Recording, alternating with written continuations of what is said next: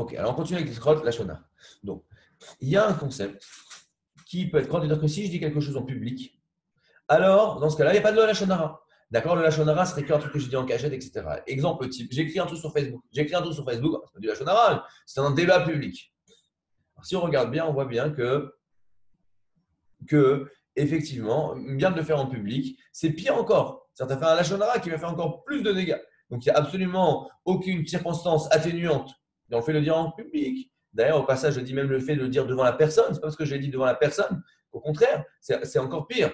Si je le dis en cachette, je lui fais du mal, au moment où je ne lui fais pas honte. Si je le dis devant elle, en plus, je lui fais honte. Donc, ça, vraiment, là, je suis un. Et en plus, je montre que j'ai absolument aucune boucha, aucune honte. Je suis vraiment, c'est de l'effronterie quand c'est pas possible de dire, j'ai même pas honte devant lui, devant Dieu, devant le truc, etc., de dire du Lachon Hara. Au passage, une fois, j'étais à la synagogue, veille de Pessah. D'accord, il y a un monsieur qui arrive d'une autre communauté qui était venu pour chercher quelque chose. Il commence à me parler des affaires de la communauté. Et lui, tu sais, là, et ceux-là, et c'est un gros. Je lui dis, écoute, s'il te plaît, je suis dans une synagogue à 2 heures de Yom Kippour, je t'en prie, j'ai pas envie d'écouter ça, quoi. Il dit, mais comment ça? Des grosses pourritures. Il comprend même pas. Il comprend même pas. Donc en plus, tu as l'effronterie. D'être prêt à dire du Lachon Hara devant le Haron Kodesh, c'est quand même, il faut être costaud, quoi. Dire du Lachon Hara devant la personne, il faut être costaud. Dire du Lachon Hara en public, il faut être costaud. Attends, ok. Alors,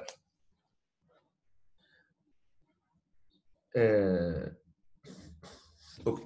Les gabés, apemara, matino shne piroshim. Alors là, il faut comprendre une chose. Il y a des cas. Donc, les Tosfot, kol haeter ou bedavar chez Mishtamea litreape, afilu begnai en shum eter lesaper, veimken pshita chez Wadim le chasso le kabel. D'accord. Qu'il y a parfois certaines choses qui peuvent s'entendre de deux façons différentes. D'accord. Par exemple, ah là, je connais très bien lui, qu'est-ce qu'il est généreux avec sa famille, celui-là.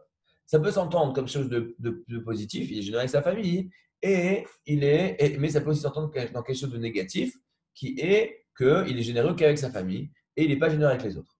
On va voir que dans ces cas-là, d'accord, que dans ces cas-là, c'est quand même du Lachon Hara, à moins que la situation, et c'est là où on va dire le cadre, d'accord, donc la situation va faire pencher la balance dans un sens ou dans l'autre. D'accord. Si je dis, alors que je suis en train de rigoler je suis en train de rigoler avec les copains, avec une bière à la main, et je suis en train de dire un truc sur qui que ce soit, a priori, c'est une blague. A priori, je ne suis pas en train de dire quelque chose de sérieux, en train de dire, regarde comme il est bien, celui-là. Mais si je le dis à la synagogue, dans un cours, etc., et en train de parler de façon positive, et je dis ça, évidemment que mon intention, elle est de dire du bien. D'accord. Donc, encore une fois, parfois, le cadre, il va changer l'interprétation qu'on va faire. Une des choses par rapport au fait de dire en public, on va en reparler, mais si une personne parle en public et dit quelque chose qui pourrait être interprété comme ceci ou comme cela, d'accord, le fait qu'il l'ait dit en public ou qu'il l'ait dit devant la personne dont on parle, d'accord, eh bien, évidemment qu'a priori, si je dis lui c'est une grosse pourriture devant lui, bah, vraiment je suis un effronté et j'en ai rien à faire et j'en ai rien à faire de tout le monde. Ok. Mais si je dis, ah là là, mon ami, truc comme ça, qu'est-ce qu'il est généreux avec ses enfants celui-là, vraiment, Kolakavod. Oui, alors ici, Kolakavod, c'est un peu trop logique. Voilà, lui, il est vraiment généreux avec ses enfants devant lui. Évidemment que mon intention, elle est positive. D'accord. A priori, personne ne va penser que j'ai voulu dire du mal devant lui. Alors si j'ai dit du mal, qu'il n'y a rien à faire, je l'ai dit, je l'ai dit. Mais si j'ai dit quelque chose qui peut s'entendre comme ceci ou comme cela, le fait que je l'ai dit devant la personne ou que je l'ai dit devant 3 personnes, eh bien,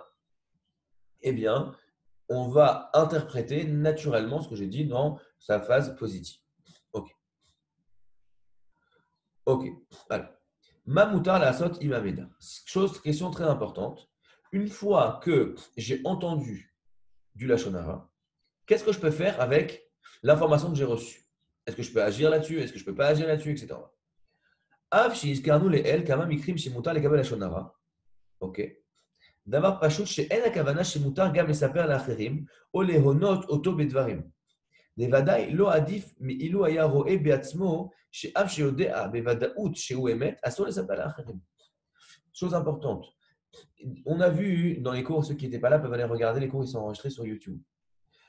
Des cas où on a le droit de croire le Lachon Hara qui nous est dit. Par exemple, Si j'ai entendu de plein de sources indépendantes, donc on a déjà dit des choses qui sont indépendantes vraiment, donc si c'est dans les journaux, ce n'est pas des sources indépendantes, d'accord? Mais quelque chose sur ce monsieur-là. Lui, il me dit que c'est un voleur, il lui a volé. Après, une autre histoire, il y en a un autre qui me dit, lui, il m'a volé. Et 6 mois plus tard, j'en ai un autre qui dit que lui aussi, il l'a volé. Et chacun sont des histoires différentes, d'accord? Alors, dans ce cas-là, et comme il dit le Rav Israël, c'est un peu lointain de dire que quoi, tout le monde, c'est tous des menteurs, et etc. Alors, avec la condition que cette personne-là n'a pas d'ennemis, parce qu'on dit que cette personne-là a des ennemis, alors on ne peut pas savoir ce qu'il en est. Mais si toutes les conditions sont remplies, j'ai le droit de croire ce qu'on m'a dit. Donc, j'aurai le droit de croire que ce monsieur-là est un voleur. Qu'est-ce que je fais avec cette information? Alors, j'ai le droit évidemment de me protéger. Je ne vais pas aller faire du business avec lui ou proposer un chidour à ma fille avec lui. D'accord. Mais, chose que je n'ai pas le droit de faire, je n'ai pas le droit d'aller raconter aux autres que c'est un voleur. Bien que maintenant, j'ai, on va dire, de fait, on va dire que vraiment je crois ce qu'on m'a dit que vraiment, effectivement, ce monsieur-là est un voleur, je n'ai pas le droit d'aller raconter aux autres. Pourquoi? Parce que même si j'ai vu que ce monsieur-là est un voleur, ça ne me donne pas le droit d'aller raconter aux autres. D'accord? À moins que, comme on va le voir dans les chapitres suivants, on va se dire la Shonara, les Toélètes, constructeurs, pour venir protéger quelqu'un. Mais au-delà de ça, d'accord? Il faut savoir, règle générale dans la Shonara, le concept de la chasse est ouverte n'existe pas. D'accord? Parfois, on va avoir le droit de dire des choses parce que pour protéger ou soi-même ou quelqu'un, d'accord, dans un but constructif, et on va en parler, c'est tout un chapitre, on en parlera dans les cours suivants, mais à aucun moment on va dire, lui, de toute façon, on peut se donner à libre cours et commencer à dire, ouais, c'est une pourriture, c'est un nul, se moquer de lui, etc. Ça n'existe pas. Donc, encore une fois, la première question, je saute les étapes, mais déjà, la première question avant d'ouvrir la bouche, encore plus si je dis quelque chose qui est a priori quelque chose de négatif, elle doit se dire, mais quel est mon objectif, hein? Et est-ce que ce que je suis en train de faire est la meilleure façon d'arriver à mon objectif? Et est-ce que je vais arriver à mon objectif, tout simplement? D'accord? Si je ne sais pas ce qu'est mon objectif, ben tais-toi. Si ce que je vais dire, ouais, mais bon, je ne pense pas que ça va trop m'aider, alors tais-toi. Si j'ai une meilleure moyen sans faire de la chandara, je peux arriver à mon objectif, bah, tais-toi et prends l'autre moyen. C'est de la base. Mais ça demande quoi? Comme on a dit avant, de réfléchir un petit peu. אבל איכה שאם היה רואה בעצמו, היה מותר לו לספר את זה לאחרים, או להונות אותו וכו', וכגון שראה בעצמו שעשה עבירות שעל ידם יוצאים מכלל ביתך, לכאורה היה לנו לומר דהו הדין במקרים שמותר לו לקבל לשון הרע להאמין שהוא expliqué, יהיה מותר לו אף לספר לאחרים או להונותו. אך אין הדבר כל כך פשוט, ויש בזה כמה חילוקי דינים. Écoutez bien. Si je vois, j'ai vu que ce monsieur-là est un voleur, d'accord? Que monsieur A volé monsieur B, d'accord? Je l'ai vu. Je sais qu'il a volé et on va voir tous les détails de ce dont on parlera, le droit à la shonara. A priori, d'accord, s'il y a toutes les conditions qui sont remplies, j'ai le droit d'aller voir monsieur B et lui dire, tu sais, monsieur A t'a volé, d'accord? Pourquoi? Pour que monsieur B aille au Beddin et il aille faire un procès à monsieur A pour récupérer son argent, d'accord? Donc, dans ce cas-là, j'aurai le droit. Donc, tu peux dire, si je ne l'ai pas vu, mais il y a C qui est venu me dire qu'il a volé, il y a D qui est venu me dire, il y a E qui est venu me dire, plein de gens complètement indépendants qui n'ont rien à voir et tous me disent qu'ils l'ont vu voler. Alors, a priori, d'après la halakha, j'ai le droit de croire qu'il a volé. Et donc, si j'ai le droit de croire qu'il a volé, peut-être que je devrais maintenant aller voir monsieur B et lui dire, il t'a volé. Ou au moins, tu sais, tout le monde m'a dit qu'il t'a volé. Donc, dire de la shonara sur A pour protéger monsieur B. Mais, là, il dit le Chafetz Chaim, il faut faire un petit peu attention, d'accord? Parce que là-dedans, il y a des règles, d'accord? Il y a des différences. Donc, ce n'est pas la même chose d'avoir vu quelque chose et d'avoir entendu, même si j'ai le droit de croire parce que ça remplit les conditions qu'on a dit dans les cours précédents, je devrais quand même faire attention. Je n'aurais pas le droit d'agir de la même façon. Ce n'est pas la même chose d'avoir entendu et d'avoir vu. Allez, première chose. Bemasia lefitumo. D'accord? Et nous, Moïl, il s'appelle Achirim o leanoto. Kevan demasia lefitumo, Moïl rak li soure de rabanan. C'est Achirim ou Isur Torah.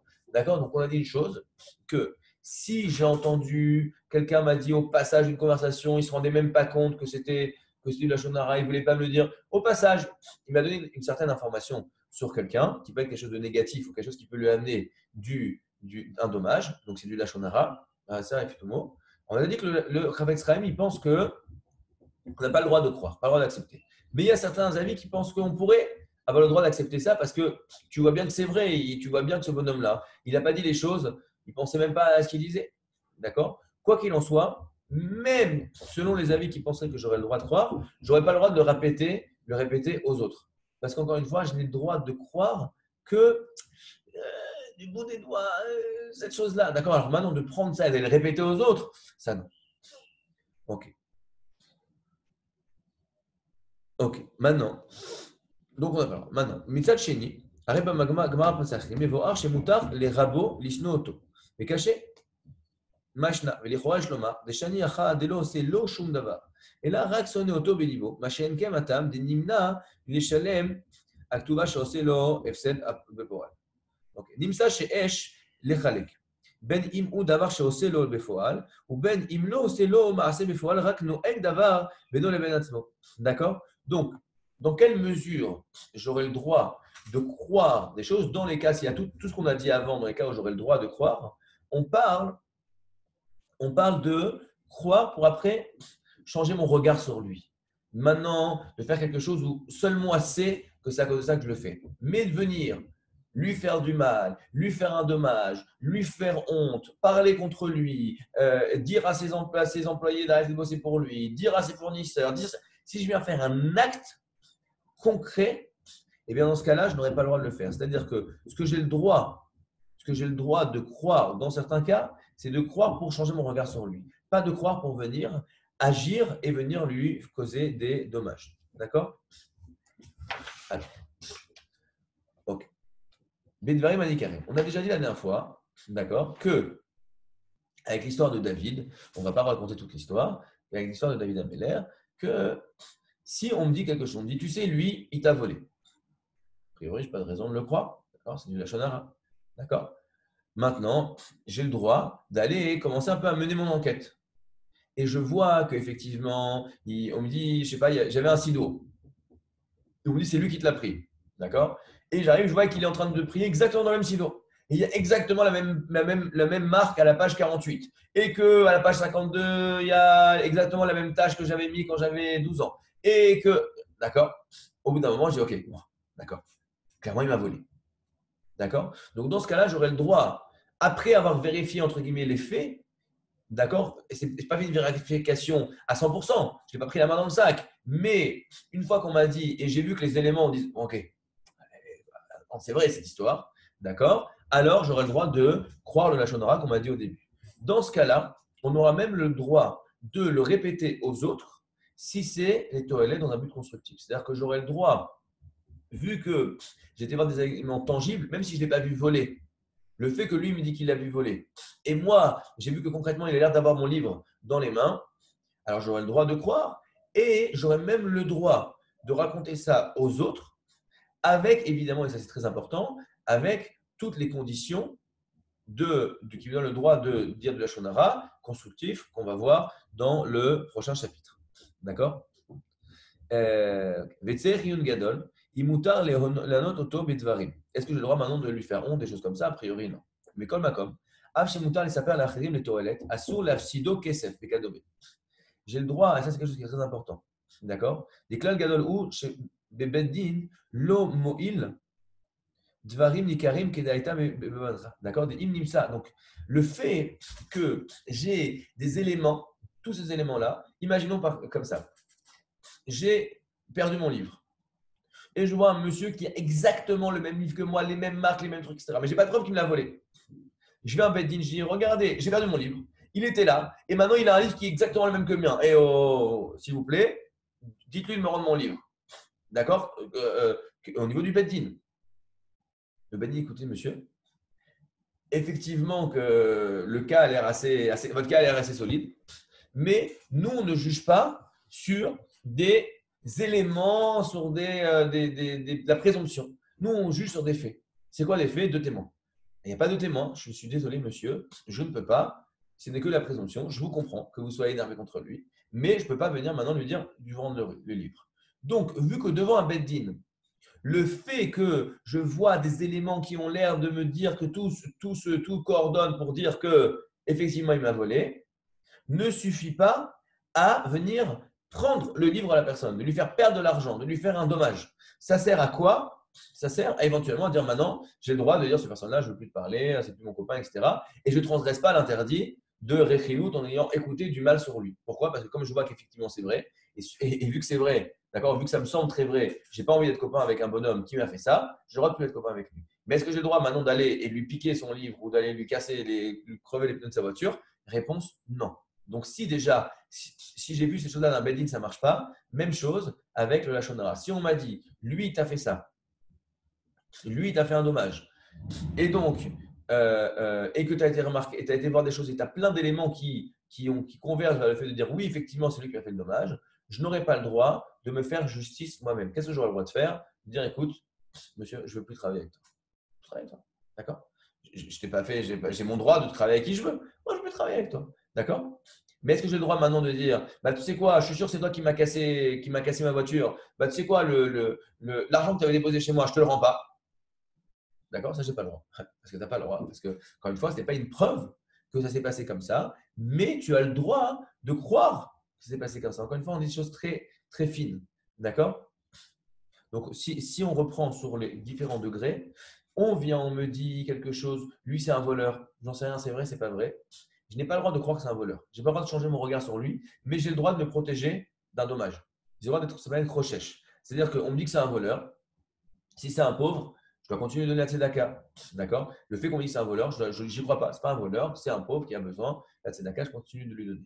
D'accord? Mais si on me dit que c'est un voleur, je ne suis pas obligé de l'inviter chez moi et de mettre les couverts en argent sur la table devant lui. D'accord? Encore une fois, je ne crois pas que c'est un voleur, mais je fais attention, je me protège. D'accord? Donc ça c'est le premier niveau. Deuxième niveau, si par exemple, ça je pense que c'est le cas qui arrive le plus souvent, donc soit parce que j'ai reçu la même information de plein de sources qui sont complètement indépendantes, et aller voir le cours en entier pour comprendre c'est quoi ces sources indépendantes. Ou bien dans ce cas-là, ou après qu'on m'a dit, j'ai été regardé, j'ai vu que tous les éléments portent bien, vont bien dans cette direction, qu'effectivement, il a fait ce qu'on dit qu'il a fait. D'accord? Donc, dans ces deux cas, j'aurai le droit de croire, j'aurai le droit de croire, j'aurai le droit de croire et de changer vraiment mon regard sur cette personne-là. Pas juste de dire, je ne vais pas les couvrir d'argent sur lui, mais moi, je le regarde comme un voleur. Est-ce que j'ai le droit d'agir comme ça et de commencer à dire, moi, c'est un voleur, je vais aller lui faire honte, aller dire à tout le monde et mettre un truc? Non. D'accord? Parce qu'encore une fois, même si je l'avais vu voler, de quel droit j'ai le droit d'aller dire à tout le monde que c'est un voleur comme ça?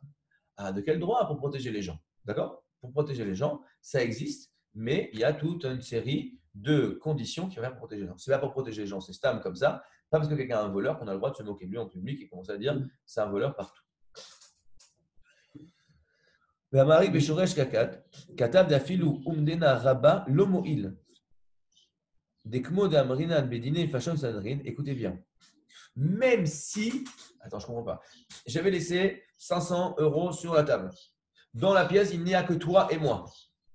Je vois, il n'y a plus les 500 € sur la table. Et juste après, je te vois sortir une liasse, je te sens sortir un billet de 500 € de ta poche. C'est quand même pas mal. Même ça ne fait pas une preuve. Ça s'appelle une forte présomption qui va me permettre de dire écoute-toi, Coco, écoute, laisse tomber, on n'est plus copains, je ne veux plus.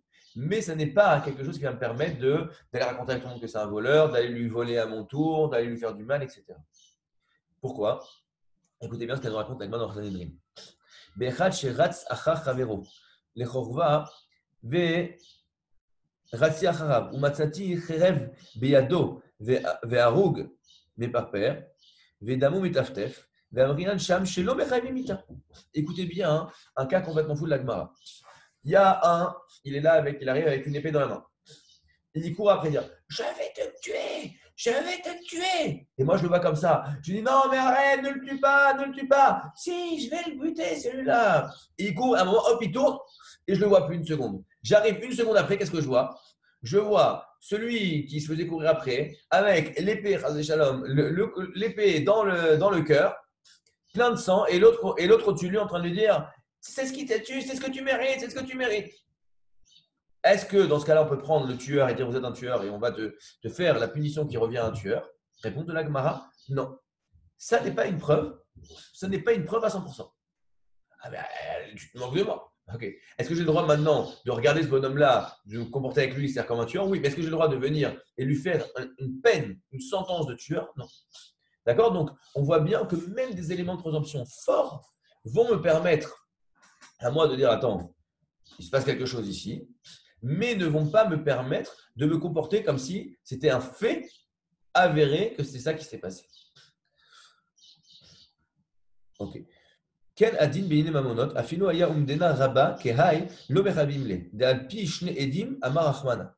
Même dans des choses que c'est pas qu'une question pour des questions de quelqu'un qui a tué quelqu'un, même pour des questions d'argent, même si j'ai une présomption, mais genre tu te moques de moi, mais comment une présomption forte, ça n'est pas une preuve.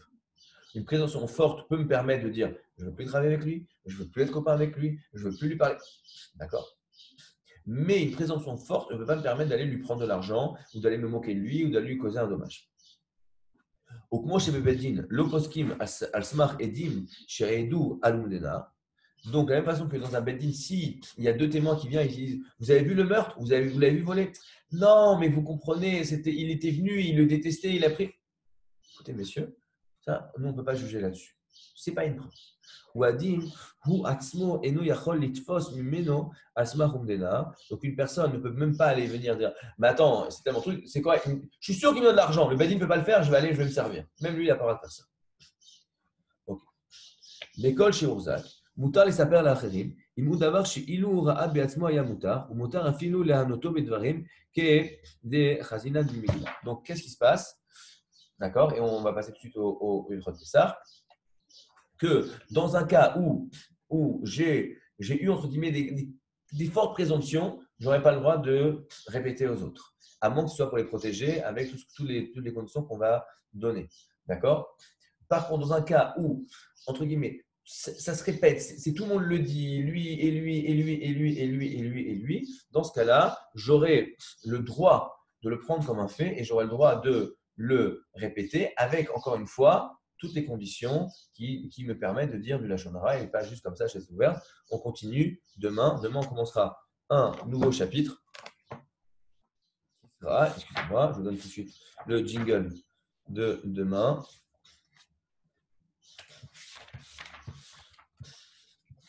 Nouveau chapitre.